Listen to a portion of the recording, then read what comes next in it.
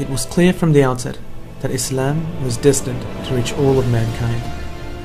After a defining struggle, Muhammad ﷺ established the first Islamic state with which the world superpowers would immediately be challenged.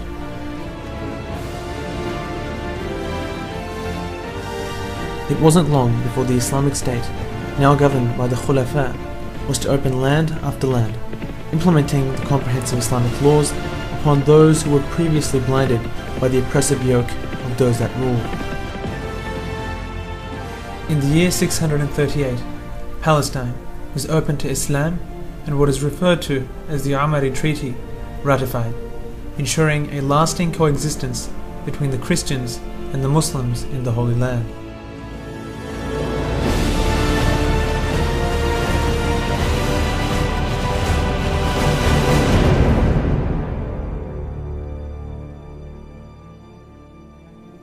For centuries, societies under Islam prospered, setting an unprecedented example for the rest of humanity and earning the resentment and jealousy from the enemies in Western Europe.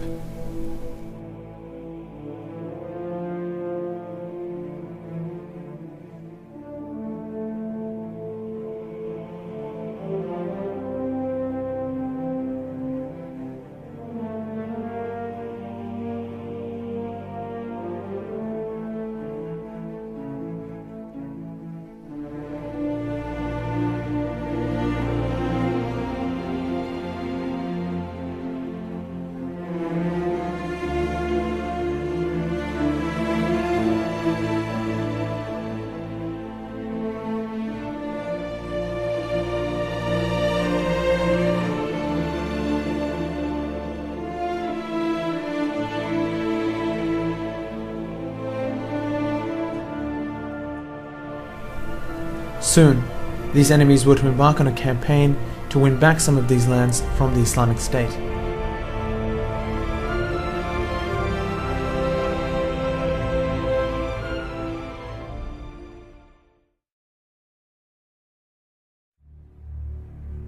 An irrational hatred and envy was to be aroused by Pope Urban II, urging the Christian believers to reclaim the Holy Lands from the infidels.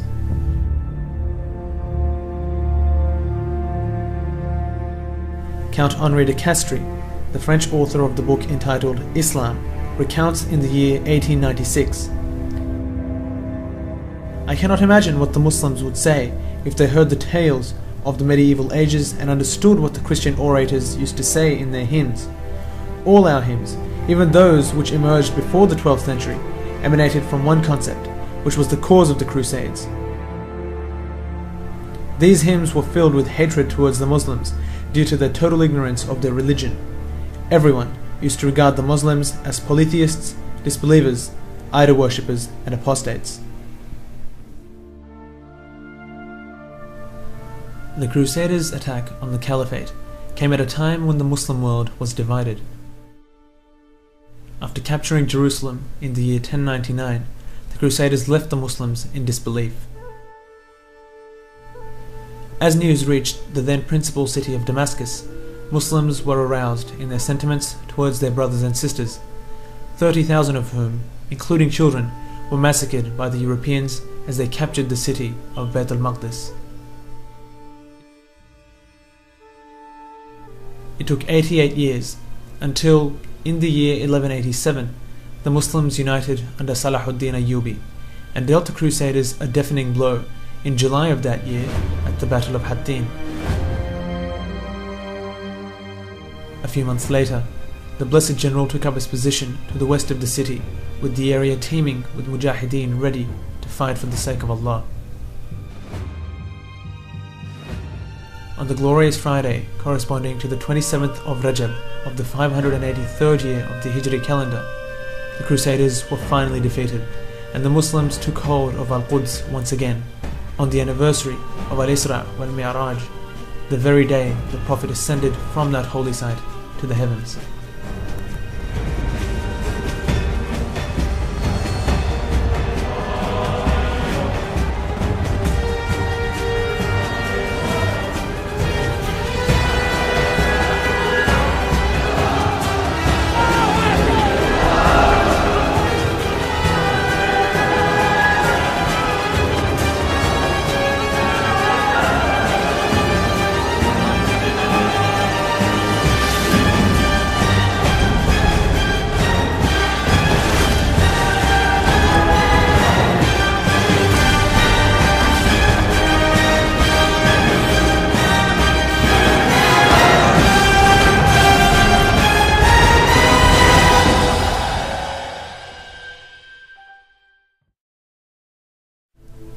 After recovering from the damage caused it by the Mongol invasion, Islam continued to be embraced by people in their multitudes.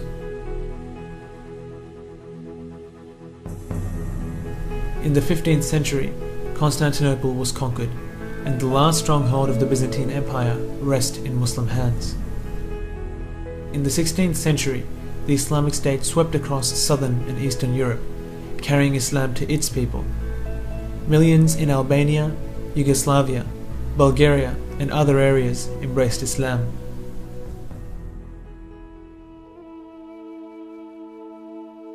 After the siege of Vienna in 1529, Europe formed alliances to stop the Khilafah's expansion into Europe.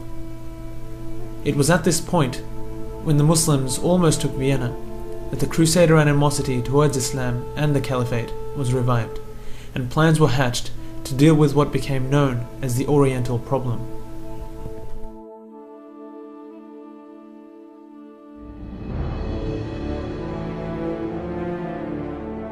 The Crusades were one example of many, where the Europeans attempted to destroy the Caliphate militarily.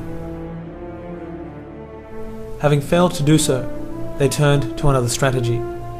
It was clear to them that the only way to stop the advance of the Muslims was to weaken the source of their strength, the Islamic Aqidah, and thus to cause the collapse of the Islamic State from within.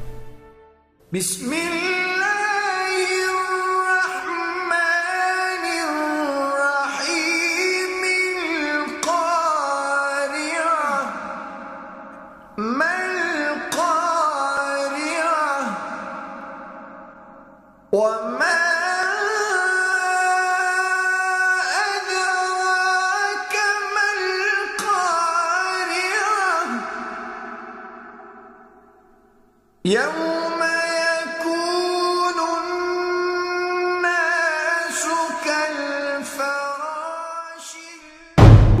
The sowing of poisonous concepts, such as nationalism, saw these ideas slowly take root through Western agents disguised as missionaries involved in the field of science and humanitarian aid. These missionaries consisted of British, French, and American agents who aimed at distancing the Muslims away from the correct understanding of Islam by inserting doubt and conjecture into their minds. Chief among these plans was the arousal of nationalistic feeling, so that the people began to identify as Persians, Arabs, and Turks instead of Muslims.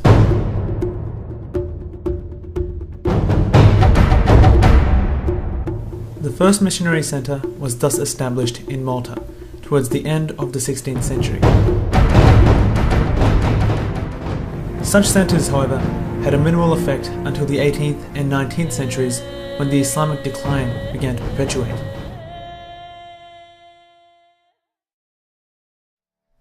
The American mission penetrated the entire region of Ash-Sham by 1834. The British and American Protestant missionaries established their centers in Syria in the year 1839. The Syrian Protestant College, now the American University of Beirut, was established in the year 1866.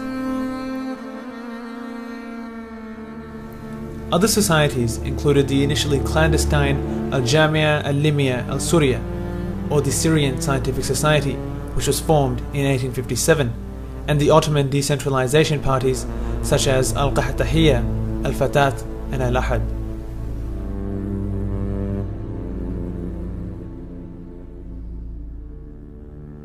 These organizations and others were able to carry the Arab nationalist torch, whose sparks were spread among the Arab masses, where the Christian missionaries further inflamed religious divisions, which resulted in serious disturbances between the Christians and the Druze, eventually engulfing and involving the Muslims of the Islamic State.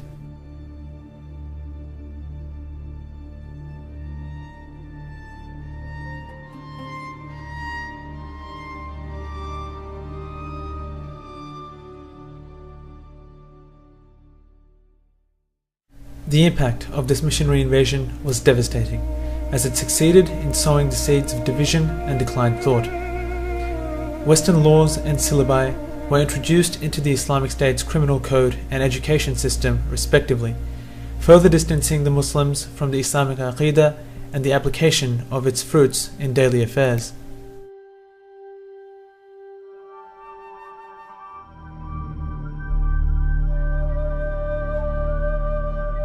The objectives of the missionaries is well summed up by Samuel Zwemer, a leading missionary speaking at a conference in Jerusalem in 1935, where he reminded the Christian missionaries of their objectives.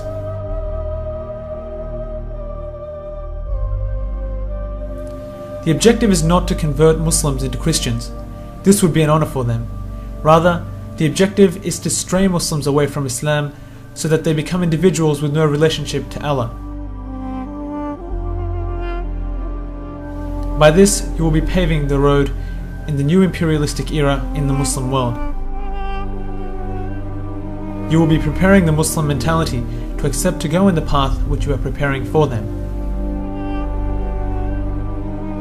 Turkish nationalism, on the other hand, was also aroused by the Western nations. The establishment of the Young Turks in Paris was to prove another devastating blow to the Islamic State and added to the divisive nationalist sentiments present.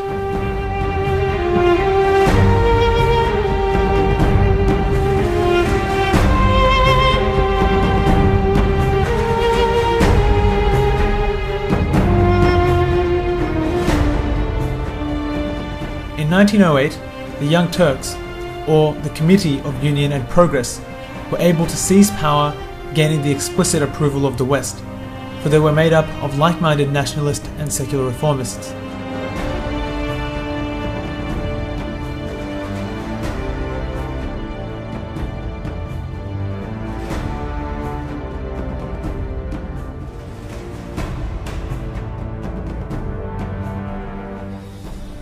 Later, when the British and French also supported Arab nationalist sentiments, some from among the Young Turks, such as Jamal Pasha, urged the Arabs to maintain unity among the citizens of the state in a gathering of Arab leaders in Damascus. However, his speech was full of patriotism and can be said to have consolidated patriotism and further distanced the idea of unification upon the Islamic Aqidah alone.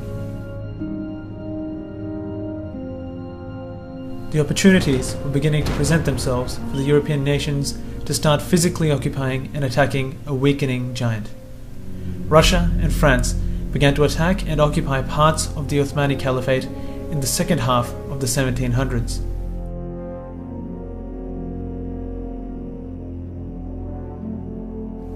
Russia, under the reign of Catherine, took parts of the Khalifa's land, and Napoleon of France briefly occupied Egypt in the year 1798. The French seized Algeria in 1830 and went on until they captured Tunisia in the year 1881. They then occupied Morocco in 1912. Italy received most of Libya in 1911, and East Africa was thus almost completely severed from the Caliphate's dominion. Likewise, Britain occupied Aden in 1839 and extended its control to Lahaj and the 9 protectorates from the borders of southern Yemen to the eastern border of the island. The English had already occupied India long before that date, and by colonizing it, they took Islamic sovereignty away from what was formerly an Islamically ruled land. Then, in 1882, Britain captured Egypt, and in 1889, it spread its expansive influence over Sudan.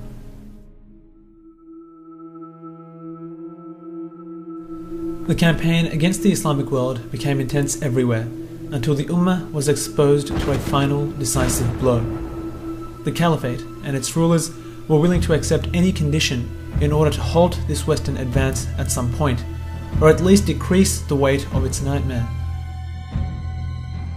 As compromises started taking place, resistance movements rose against the West from the Muslim world. A revolution broke out in Algeria. The Muslims in China revolted. The Mahdis in Sudan likewise. And the Senussi revolution also occurred, not to mention the growing call for the Caliphate's strengthening from Al-Hind. All of these upheavals are a proof pointing to the vitality inherent in the Islamic world, despite its weakness and decline. Nevertheless, these rebellious attempts failed, and the Western colonialists began to write the epitaph of the Ottoman Caliphate.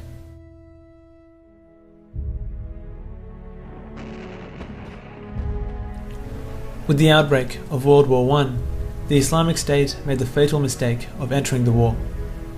Germany had convinced the Sultan to enter the war as an opportunity to reverse the Western occupation of parts of the Islamic State.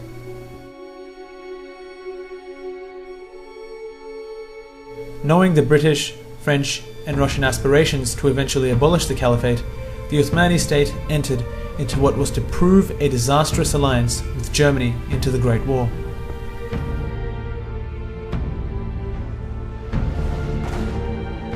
Of the defining moments of the war, which triggered a series of political events towards the abolishment of the Caliphate, was the rise of Mustafa Kemal. Being a little-known junior officer when the war broke out, Mustafa Kemal became known and celebrated after the Battle of Gallipoli. The British had sent the Australian and New Zealand Army Corps to land a fatal blow in the attempts to capture Istanbul. The battle went on for several months, with neither gaining an upper hand, when suddenly, in December 1915, the Allies withdrew in total secrecy.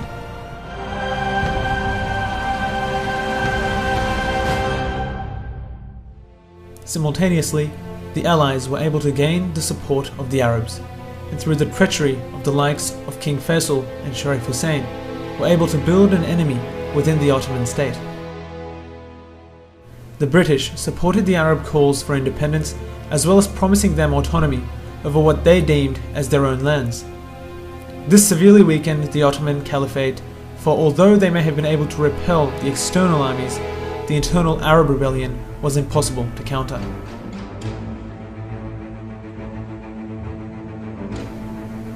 Mustafa Kemal, with his newfound fame after the Battle of Gallipoli, began to suspiciously promote and work for the idea that the Ottoman Caliphate should withdraw from the war despite the victory at Gallipoli. He began to make public his holding of Britain in great esteem over the ally Germany, and with various political maneuvers was able to gain power, leading to the eventual official abolishment of the Caliphate.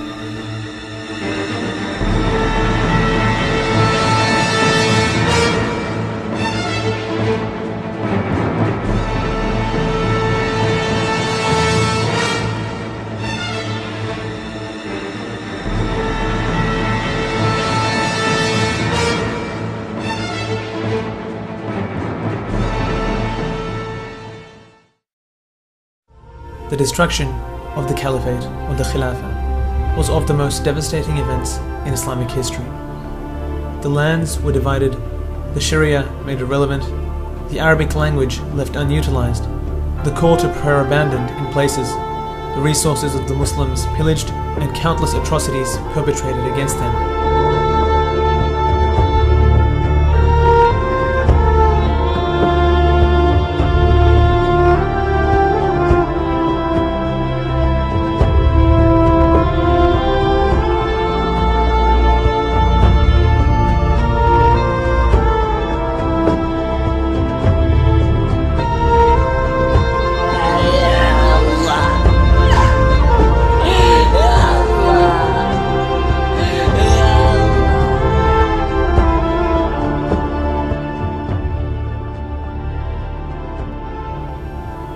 When one understands what the Khilafah stands for, is it any wonder that the enemies of Tawheed are still doing their utmost in ensuring the resumption of the Islamic way of life embodied in the Khilafah does not eventuate? Is it any wonder that they spend trillions sending their armies halfway across the world to gain a foothold in the Muslim lands? Is it any wonder that they spend billions on intelligence? Is it any wonder that plots are hatched to create division between Muslims themselves?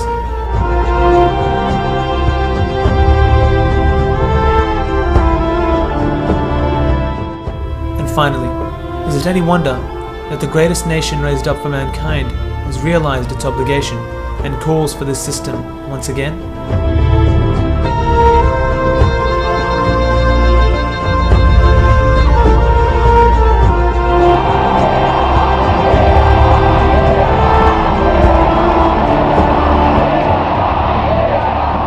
Truly, the return of the Khilafah is only a matter of time.